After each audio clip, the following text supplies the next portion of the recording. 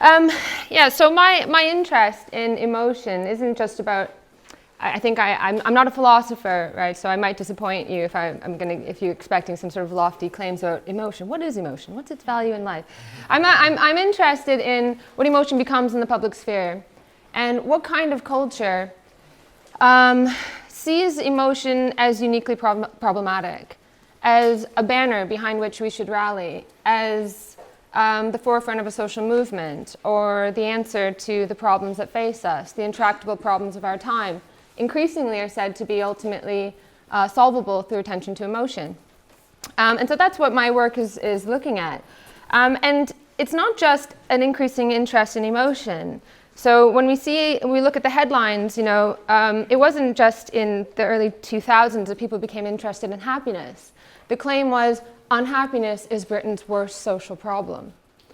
Or the concern with mental health becomes the conviction that most people don't have it. So for instance, I was walking through the foyer at Swansea, where I'm based, and a student handed me a flyer. And it said, 1 in 4 people will be affected by mental health. And I thought, well, that's pessimistic. But mental health became a shorthand for mental ill health. It became defined by its absence. And that's increasingly what emotion has become, and particularly positive emotions. It's this conviction that most people just can't find these things in their everyday life. They cannot be trusted. They have to be foreclosed. The meanings have to be foreclosed in advance. So that's why I look at positive emotions. So in this book that's forthcoming, I'm looking at the increased problematization of positive emotions, from self-esteem to happiness to well-being to now mental health. And I think it's interesting because there's this dual meaning to the word positive. So on the one hand, it's positive in the sense of good, but it's also positive in the sense of positive freedom. So the American Declaration of Independence, for instance, you'll hear like these happiness advocates, these experts saying like, happiness has always been something that people have been really worried about. Look at the American Declaration of Independence, the pursuit of happiness, but they didn't define it. It's so frustrating that they didn't define it. Of course they didn't define it. It was about negative freedom. It was about, once you remove these obstacles of, throw off the bonds of feudalism and so on, people would be freed to pursue whatever ends they chose, right? You would never think from that kind of moment of revolution and optimism that you would have to literally state, happiness is to be found through family, healthy eating. It would be ridiculous because it was about freedom, that you had faith in the human subject to be freed. So my first book was looking at the construction of happiness as a social problem in that way, that at a particular time, certain well-connected people in society, it was very like top-down kind of movement, took hold of this idea of like happiness expertise, that it's this special area of knowledge that everyday people don't have access to. Happiness is a science, they said. Richard Layard, one of the key sort of claims makers in this, said happiness takes 10,000 hours of practice. How can we expect children to be happy if we don't teach it in schools? So they took this idea of expertise and they said it's something that people don't have, everyday people don't have access to. And in fact, the fact that they don't have access to this information is actually at the heart of most of what goes wrong. And as I was finishing that book, I started to notice that it was that the language of happiness was colliding with well-being. And there were certain rhetorical advantages that well-being had. So happiness claims makers, right from the very beginning, had a lot of pushback that happiness sounded a bit frivolous. So they would use things like subjective well-being. And journalists would be like, oh, come on, we're really just talking about happiness here. So there was always this kind of tension within that because they wanted to set it up as this kind of special discourse, this very difficult thing that requires a lot of know-how and so on. But happiness was something that everyday people kind of felt like, isn't that just sitting in a field full of daisies, a smile from my family? And they were like, no, it's pro-social spending. And you're like, no, it's really not, right? So there was this kind of pushback because although it spoke to people at this level of, it allowed people to communicate social problem claims at this level of everyday understanding, at the same time that what we call experiential commensurability, this connection to everyday experience, it was a little too much. Because then you get this point where it's like, I'm from the government and I'm here to make you happy. And people go, no, you know? And so there was a little bit of pushback, and well-being kind of overcame that. And so it was happiness and well-being, and then gradually the language of happiness was kind of lost. But it was never fully lost in the culture. It sort of sinks into the cultural background, and it becomes part of this sort of common sense. So I was noticing this, and then well-being increasingly was being allied with mental health.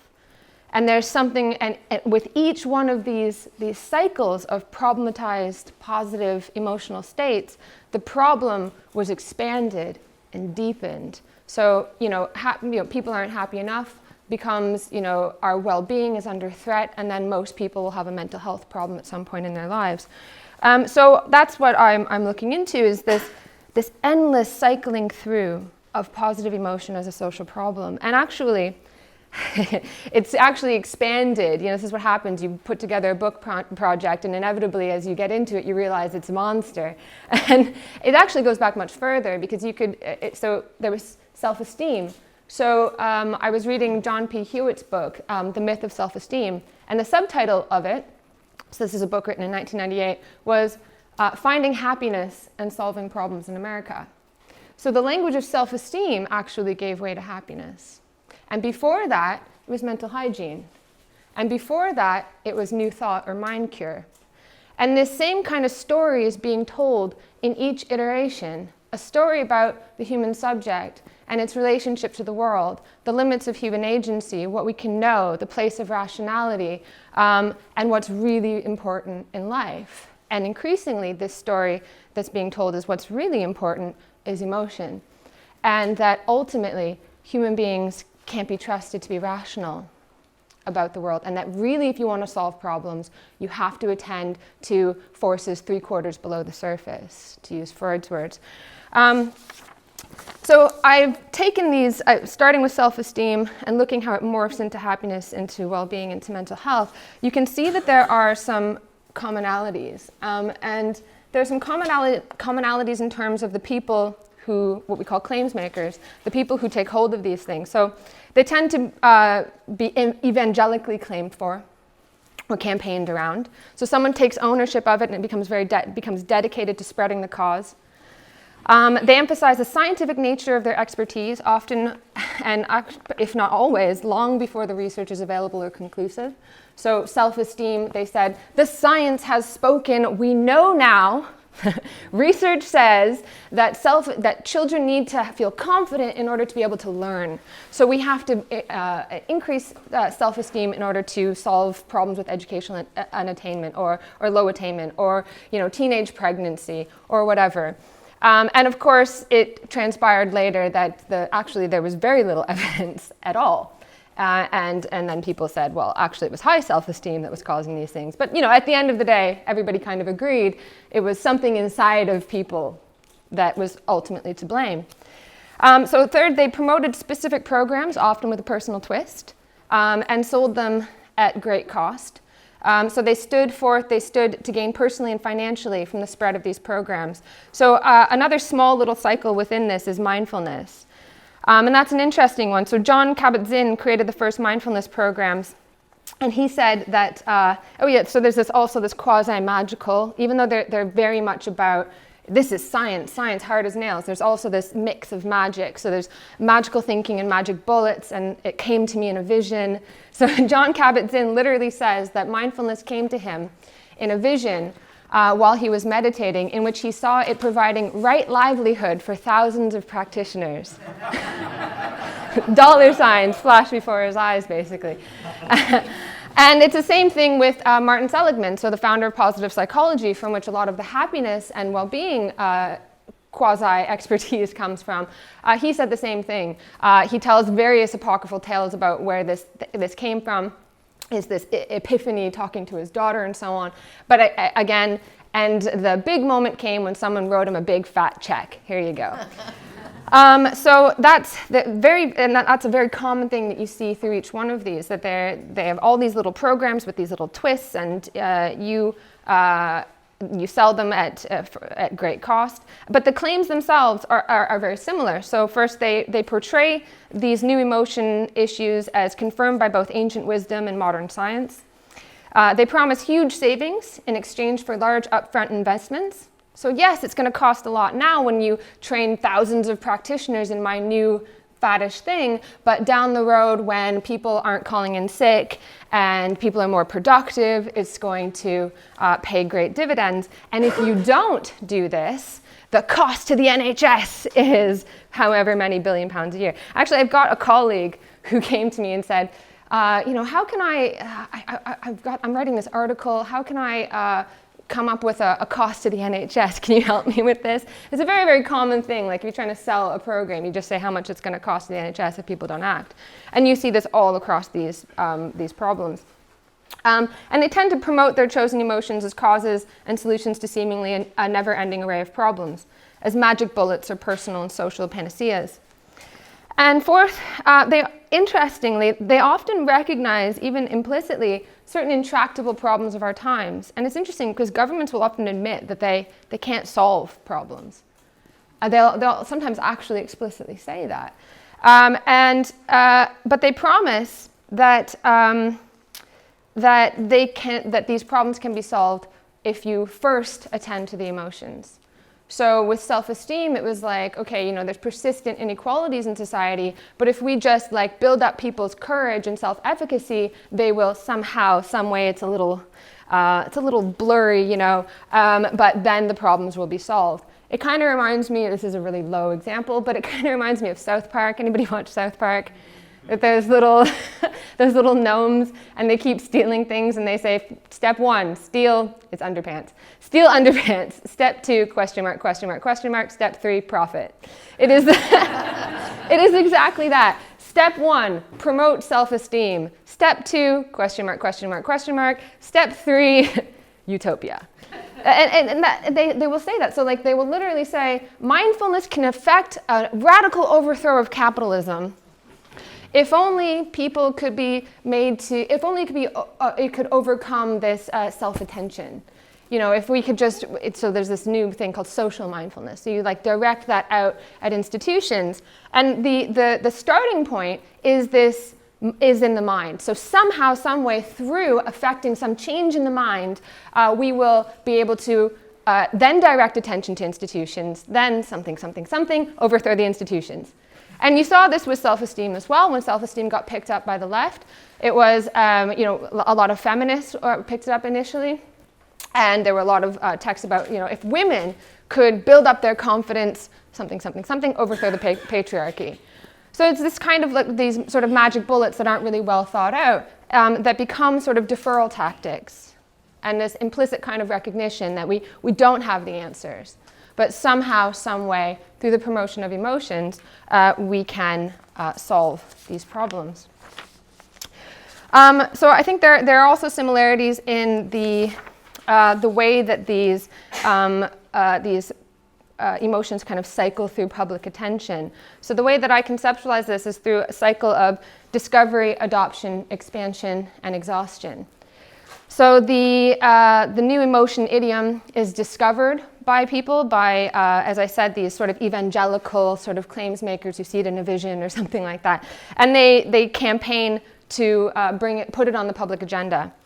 If they come up with this good rhetorical formulation, then it gets adopted by a huge range of institutions in society. It's often quite bewildering how far an issue can actually go. And what's really interesting is that it makes these kinds of therapeutic fads different than other fads because they will go everywhere. So something like, I don't know, Six Sigma, a fad, a management fad. There's limits to where that can go, but happiness just like an octopus all over the place.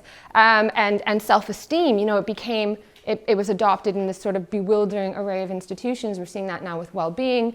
It's just absolutely everywhere. And as they're adopted in this bewildering array of sectors of society, they become expanded. The meanings of these terms become expanded. So happiness starts to expand to encompass everything from, as I said, pro-social spending to healthy eating. Aristotle says a healthy body is as important for a healthy mind.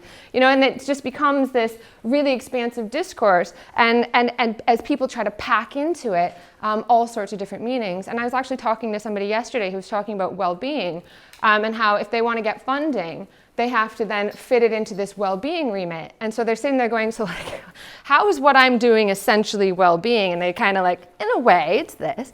So then it starts to expand and expand and expand. And then but then people start to say, look, if happiness means everything, then ultimately it means nothing. And then so it starts to become exhausted, and people, and the novelty, you hear about it everywhere. And it's just, there was a headline in Newsweek that said, happiness, enough already. It's everywhere, and it loses its novelty. And you have critique. But what's interesting, so this is the exhaustion phase. During the exhaustion phase, the critique becomes more obvious and more pronounced and may be more effective. But actually, I don't think that these cycles are exhausted because of criticism, because criticism exists the whole way through. You see, right at the very beginning, way back in the 90s, when mindfulness first starts to come into the media, and it wasn't really effective at that time, nobody was sort of evangelical enough about it, people were writing to newspapers saying, look, this is a degradation of real Buddhist thinking. This is, it's silly, it's frivolous, and so on. A lot of the criticisms people make now, and they'll say, like, you're cultivating excessive self-attention, and that's not what it's supposed to be about. And now people will make that claim, and people go, yeah. But that claim was made all the way back in the 90s, and that but it had very little effect. So I think actually what exhausts a lot of these cycles is they lose novelty. They're all over the place. They get expanded to mean everything, and then at the end of the day, they mean nothing. But what's interesting is a lot of the critics are actually the harbingers of the new discourse. And Martin Seligman is a really good example of this, because he was a critic of self-esteem. So in his book in the 90s called The Optimistic Child, he criticizes self-esteem as meaning everything. It means everything, so it means nothing. It solves every problem, and therefore it solves nothing. 3 years later, he writes a book called Authentic Happiness, where he says happiness solves everything. It means everything. It's going to inoculate, and like even that claim that self-esteem is going to inoculate kids from future problems. You raise their self-esteem, they're not going to have mental health issues down the road. Same claim is being made by happiness. And the same thing is being made about positive mental health. So the interesting thing about these fads is that they're never fully exhausted, as I mentioned. They kind of diffuse into the culture, and they become part of our common sense. So even though they're criticized, and no one's going to stand up and say, like, you know what we really need to do and what's going to solve knife crime? We need to have a self-esteem program in schools that will teach kids self-esteem. And I want you to fund this program for such and such amount. But people will still kind of say that. They'll say, like, well, low self-esteem is probably part of this. And it becomes part of the cultural discourse, even though during the exhaustion phase, a lot of research, because it takes time to do research to find out if these things actually work, right? So like for instance, emotional intelligence, you had the social and emotional aspects of learning program, SEAL, like rolled out into schools long before there was any evidence, scientific evidence, even though they claimed science as hard as nails says this is going to work. And then of course you do the reviews and it showed that it didn't do anything. There was no demonstrable effect, and in some cases it might have even been negative. And then it was just sort of quietly discarded. But at the same time, there's a residue of this common sense that says, of course you have to promote emotional well-being in order for children to learn. Of course you have to have high self-esteem, even though the literature, it showed that it doesn't do anything, and in fact it might even be harmful. And it's the same thing with mindfulness right now. The evidence is coming out that the initial sort of studies were not very good. They were biased, done by people who were invested in these programs and so on. They weren't replicated. In some cases, mindfulness can actually do harm. A lot of people will experience negative effects, including psychosis. And that was something that came out, but now the claims makers who are on their way to something else will sort of shout back, go, well, it doesn't matter anymore because anecdotally I know that it works. An anecdote is fine. I don't need evidence anymore. It's just common sense. So these cycles, they produce this sort of common sense, and that sort of prepares the ground for the next big thing, the next cycle, the next fad. And it prepares that common sense by prepares that ground with common sense, but it also prepares it institutionally, because in the previous round you paid for all these expensive programs and so on, you created these spaces and institutions, and these people who are wedded to the old fad are hungry for the next fad. They're waiting for the next fad to come, so you've created these spaces and institutions. Okay, so what I think is really interesting about this is that there's a deeper story that's being told over and over and over again in each kind of iteration. And it's a story about the relationship between human beings and the problems that face us, and the limits of human reason and human nature. And they won't live up to their promises. They don't actually solve the problems that they claim to solve. Mindfulness will never bring out a revolution against capitalism. But why then do we keep telling that same story? And I think that there's this persistent kind of underlying cultural belief, but also I think economic kind of story that needs to be told and that needs to be understood in order to challenge these cycles. Because what happens is you criticize mindfulness, you criticize self-esteem, you criticize happiness, and then the next thing comes up because the underlying processes that are feeding into them are still there. And until that is undermined, we will keep seeing these cycles of emotion issues that can't possibly solve the problems they claim to solve, that deflect attention from those deeper issues, and may not do anything at best, and may at worst encourage an excessive self-attention that isn't really helpful.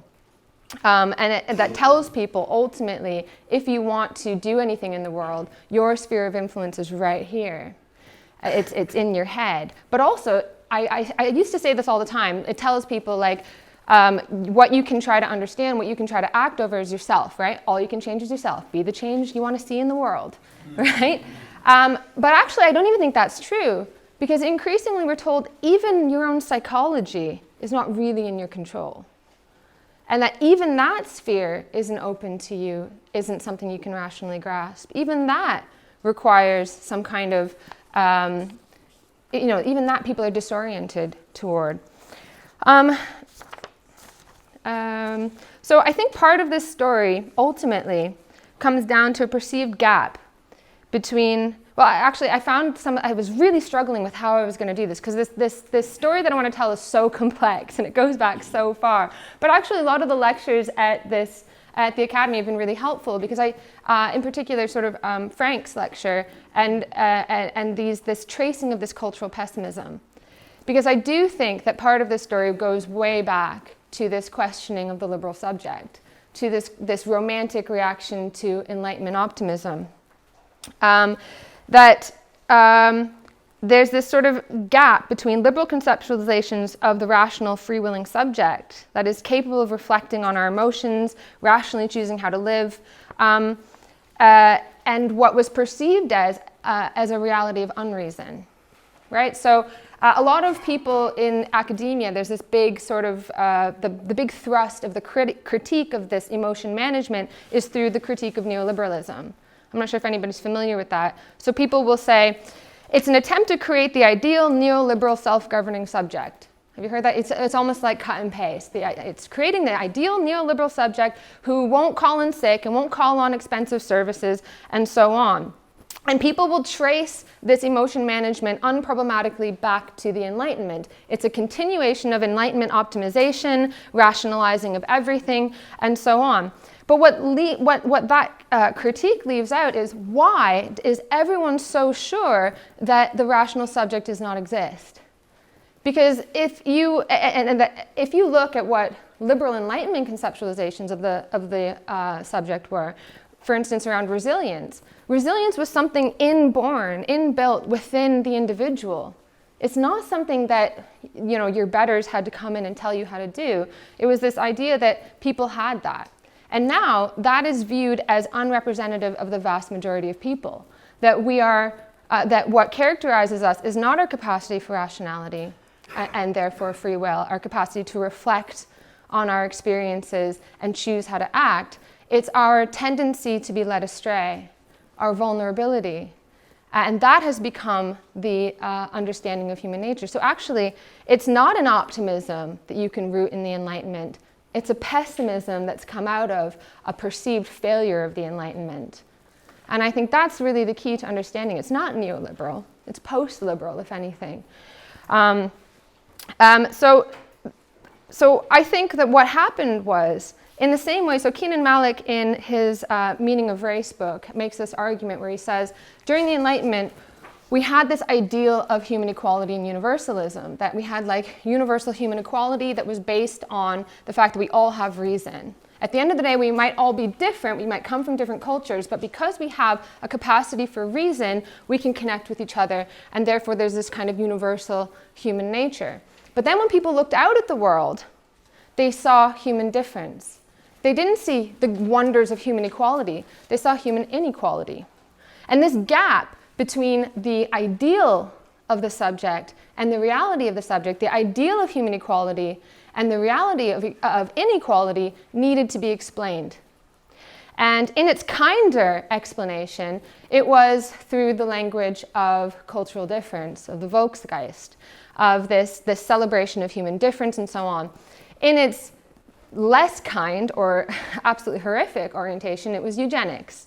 The reason why we have inequality in society is because this stock of people is degenerate, and we can get rid of these problems by getting rid of these people, right? So you explain inequality as an outcome of something within the human subject, some defect within human beings.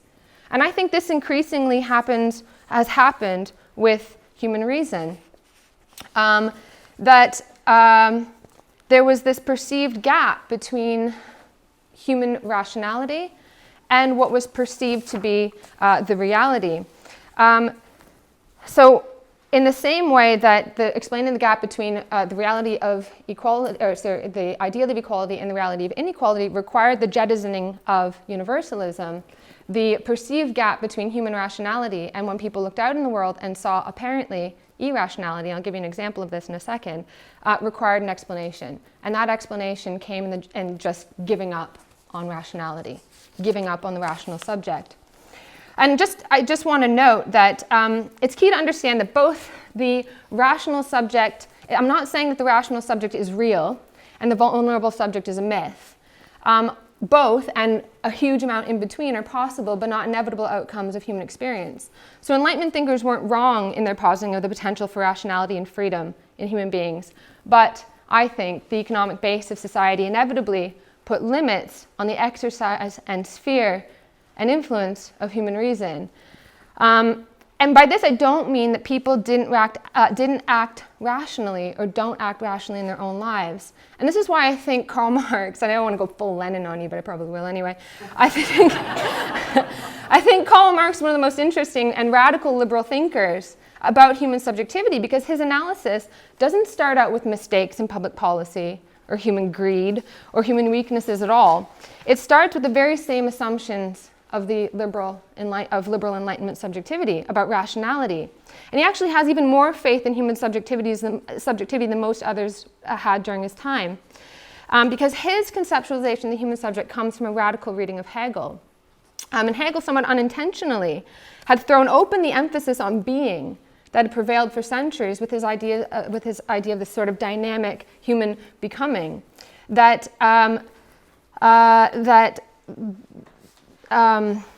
So a good example of this comes from Hegel's lectures on the philosophy of religion, where he talks about the concept of fate.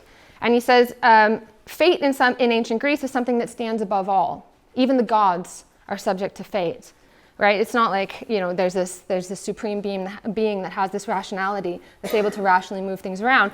Even the gods are subject to fate. And then, therefore, even though they undoubtedly felt, ancient Greeks, although they undoubtedly felt sorrow and sadness when things didn't go their way, they couldn't feel dissatisfaction. Because dissatisfaction, Hegel says, is what results from a mismatch between what one desires and what is. and fate is simply the world as it is. So they were able to achieve a kind of freedom through freely submitting to fate. And they could say to themselves, there's nothing to be done about it, I must be content with it.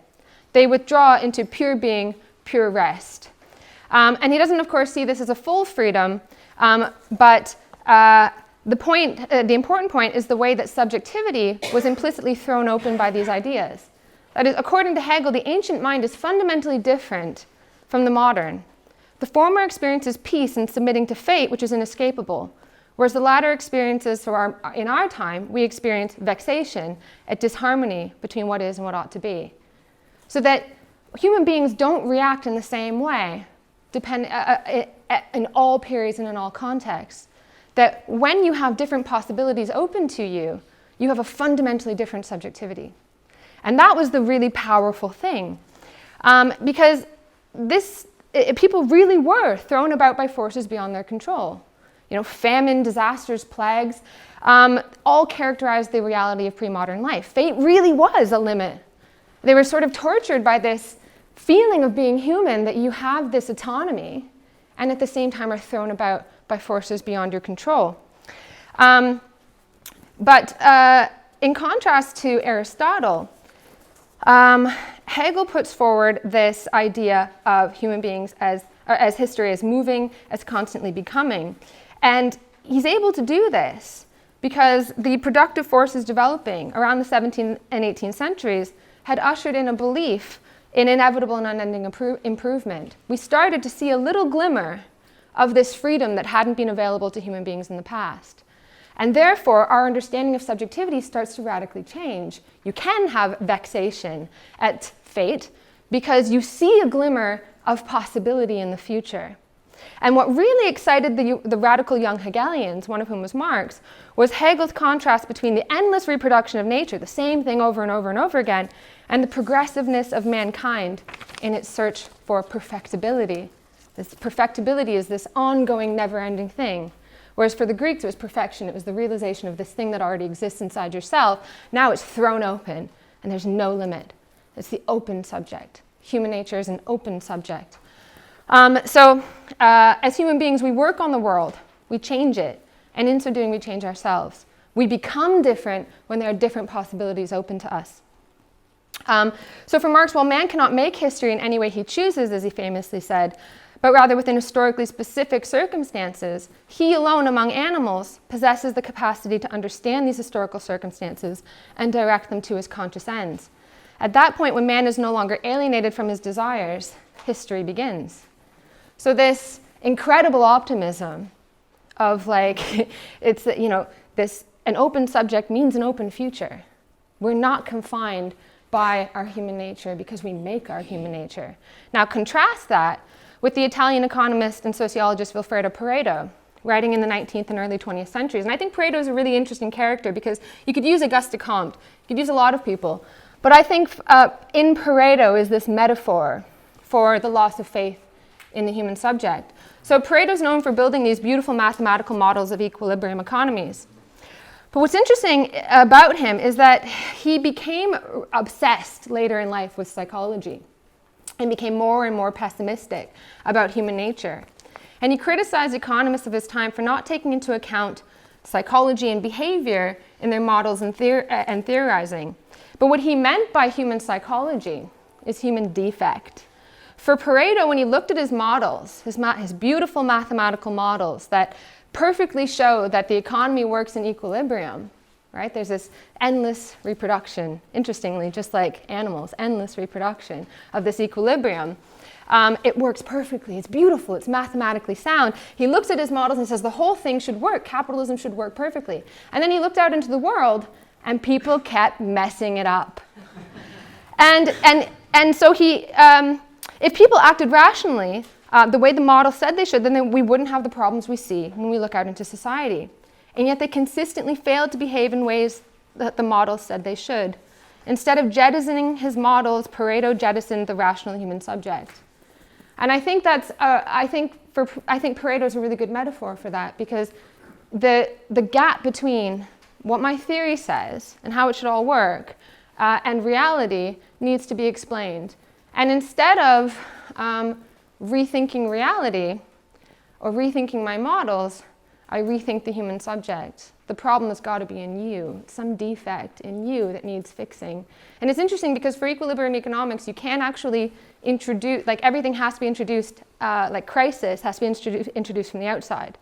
So it's like a whole theory of human defect and why people keep messing it up.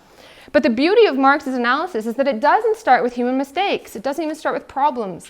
It starts with the same liberal assumptions of rational human action. And he shows how millions of rational decisions add up to something that seems quite irrational and contradictory. Poverty amid great wealth, as he famously says. Situations that would have been inconceivable in all earlier epochs. So crises of so-called overproduction, which is crazy if you think about it, right? Like, how could you have overproduction? Like when there are people starving, we're talking about a crisis of overproduction? That's insane.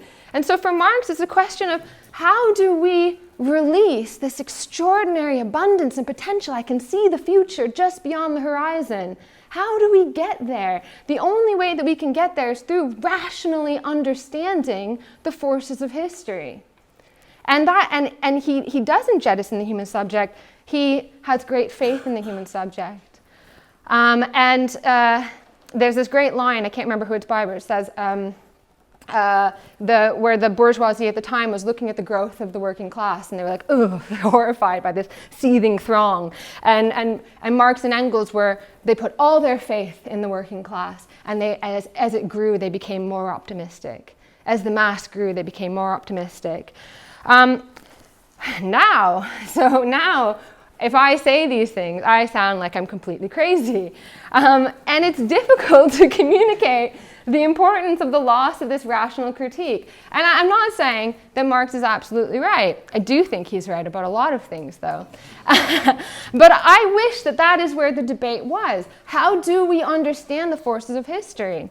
Instead, that is just totally cut off. Don't go there at all. In fact, the explicit injunction is, if you look at like the happiness GDP thing, like the well-being budget in New Zealand is a great example of this, where of course the economy is still going to grow because social spending depends on an increased amount of revenues, which comes from GDP. Forget about that. You worry about you and your families and so on. GDP does not make us happy. It's got nothing to do with you. The economy is depoliticized. It's what's important is how you feel. And it's a really complicated story, obviously, of how we got here. But the past century, we have these still sort of resonant experiences of the Great Depression, 2 world wars, the Holocaust, gulags. This Enlightenment faith in progress, reflected in Marx's idea of transcendence of the present, and the triumph of human reason, seems perilously naive. As a result, the past half-century has been characterized by deep disillusionment with these sorts of big ideas, of which Marxian economics is perhaps the archetype, that promise to explain society which could be yielded to change them for the better. Faith in human reason has come to be seen as the cause of problems, not their solution. And so we see and it's the same thing is happening on the right as well. It's weird because Nikos is giving like the same lecture as me, but from the right-wing side of things. We see this sort of exhaustion with political ideas and this spreading out of Pareto's really pessimistic outlook. It comes to acquire a sort of popular prejudice.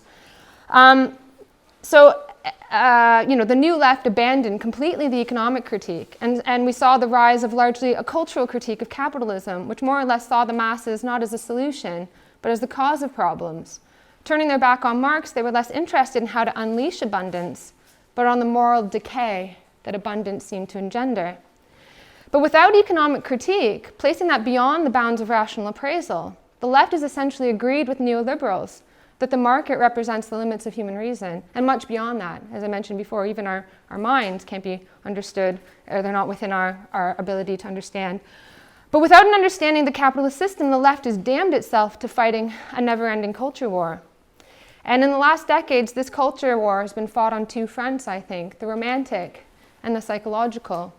And it's this mixture of this romantic critique of capitalism and a psychological critique of capitalism that I think prepares some of the ground for this endless cycling of emotional panaceas.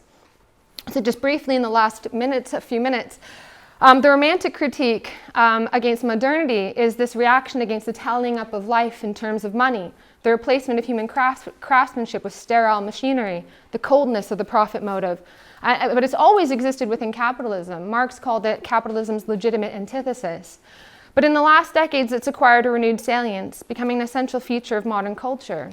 So romantic anti-capitalism essentially represents a cultural protest against modern, industrial, capitalist civilization in favor of pre-capitalist values. Rejecting industrial society's sterile quantification, the romantic longs for a re-emphasis upon the qualitative, or those lost values, things left off the balance sheets of modernity, and for a return to a time real or imagined in the pre-capitalist or less developed capitalist past when those aspects of the world deemed lost were still present. But it's also not about trying to go back to the past, although that does exist. But instead, the past is viewed as donors of lost values. We had it in a moment, and then there was the fall. And if we could go back to this time before the fall, all would be well. And actually, you kind of see this in the criticism of happiness and well-being discourses, where, like Barbara Ehrenreich, she sees it as rooted in Calvinism. So there was like this, we had like Aristotelian kind of Roman Catholicism that said, you know, during the Dark Ages, this is wonderful, we had it at that moment. She doesn't really say this, but this is the kind of message that you get, is, you know, consume only so much as is good for your eudaimonia, for your well-being. And then Calvinism throws that open and says, no, infinite accumulation. And that was the fall, right? And if we could just go back, Aristotle says eudaimonia means living within your means. Right? We want to go back, and if we could just get that value and bring it into the present, we'll solve all these problems. So it's the idea is that the world has gone too far, become too alienated from human nature and ancient wisdom, and the desire then is for stasis and a re-enchantment of the present through feeling. And mindfulness is a good example of this. It literally provides a toolkit for sitting there and trying to hold on to the present against the ceaseless motion of history, this desire to just freeze the world for a minute and think about your toes or whatever. So the psychological, so now I obviously don't want to be too, obviously the romantic critique, Marx used it himself, right? It can often represent a healthy critique of the present, and it can be quite beautiful, and there's a lot of really good stuff that comes from romanticism. The problem is when romanticism is all that there is, and there's nothing that tries to penetrate deeper. I think it was in Lenin's obituary of Engels, he says, they taught the working class to know itself and be conscious of itself, and they substituted science for dreams. It's my favorite line. They substituted science for dreams. Like, we could sit there and dream about the future all we want, but the only way, you know, like, wouldn't it be great if we could all ride unicorns? And like, what could the future actually be like depends on a rational appraisal of the present. And we can create art that imagines the future, but it's just a momentary escape, right? And we will never get to a future that we can actually create or have some control over until we use the powers of human reason to try to understand history. And so the romantic yearning for re-enchantment of modernity has often taken the form of an emotional or psychological critique of the present, where the vocabulary available to those seeking to politically engage the public has significantly narrowed. The psychological critique offers a morally neutral means of connecting with the broadest possible audience. But how you define a problem invites a particular solution. If the problems with capitalism are mainly psychological, then the solution is psychological. For instance, the critique of the organization of work for the last several decades has increasingly taken the form of work stress. The argument goes, the modern organization of work makes us mentally ill, it makes us stressed out, and so on. But it's interesting to note that the word stress didn't always exist as a dominant frame for negative experiences to be discussed. But over the last decades, as collective movements have dwindled, the word stress has become more and more embraced. But what's happened is that what was intended as a very deep criticism of work has in practice produced small-scale therapeutic responses. And it's invited and even demanded a greater intervention into the sphere of workers' minds. Now, not only do you have to be exploited, you have to enjoy it. You have to fully submit yourself. So the psychological critique of capitalism also says that capitalism itself causes mental illness. Now, this overlooks the fact that people have not always reacted to exploitation through illness or incapacity. But what it does is it unwittingly reaffirms this diminished view of the human subject as the start and end point of everything that goes wrong. So people become powerless victims of circumstance, more likely to be emotionally damaged than do damage in response to adversity. They need psychological protections, not freedom. Indeed, increasingly, the goal of freedom sounds empty and hollow. If human beings are by their very nature vulnerable, defined by their likelihood of becoming ill and damaged, then freedom isn't a goal, it's a problem. If human beings are vulnerable, our goal is a momentary sense of well-being. And people will say, like, obviously well-being is the goal of society, right? It's just not even worth saying happiness is the goal of society. I don't think that that's self-evident.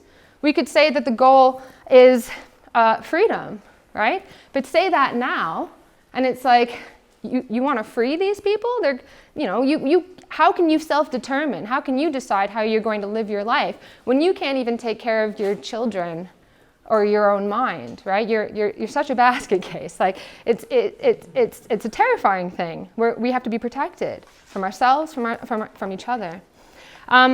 So the psychological critique of capitalism ultimately jettisons the powerful, radical potential of open subjectivity in favor of a more closed and determined orientation, and that leaves us with a closed and determined future.